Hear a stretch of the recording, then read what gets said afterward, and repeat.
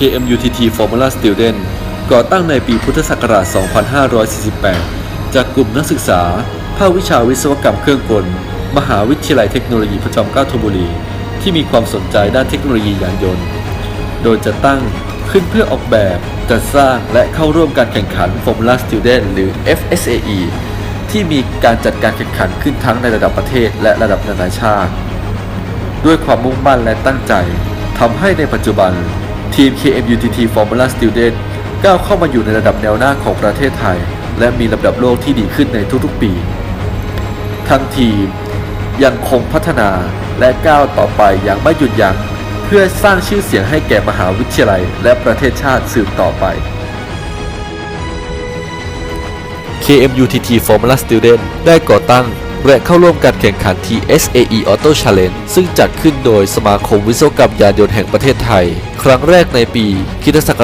2007 โดยใช้ชื่อทีมว่า WARP Racing Team ซึ่งมีแนวคิดการออกแบบรถจาก Formula 1 ในปี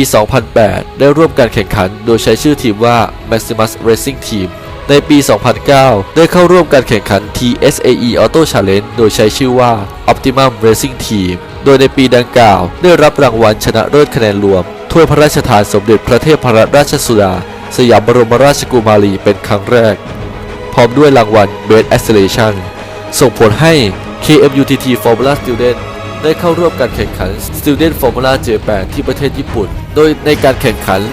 SFJ ที่ประเทศญี่ปุ่นทางทีมได้ใช้ชื่อว่า Black Pearl เป็นครั้งแรกโดยเมื่อสิ้นสุดการแข่งขัน Black Pearl ได้จัดอันดับอยู่ในระดับที่ 22 จากการแข่งขันทั้งหมดประมาณ 80 ทีมและได้รับรางวัล Rookie Winner Prize ซึ่งเป็นรางวัลที่มอบให้กับทีมน้องใหม่ที่ได้ลำดับคะแนนที่ดีที่สุดและจากการแข่งขัน Student Formula Japan ยังส่งผลให้ทีม KMUTT Formula Student ได้รับการจัดอันดับโลกในรายการ Internal Combustion Formula Student ในลำดับที่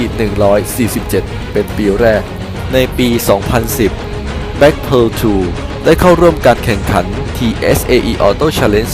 2010 ซึ่งได้รับรางวัล Best Presentation Best Autocross และรางวัลคะแนนรวมในลำดับที่ 6 และทางทีมยังเข้าร่วมการแข่งขัน Student Formula Japan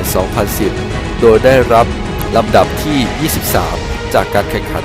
ทั้งหมด 80 ทีมและจากการแข่งขันดังกล่าวส่งผลให้ลำดับโลกของทางทีมเปลี่ยนเป็นลำดับที่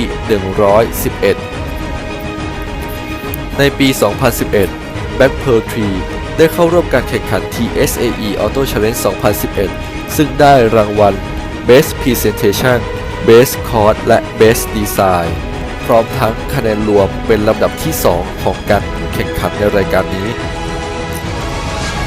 ในปี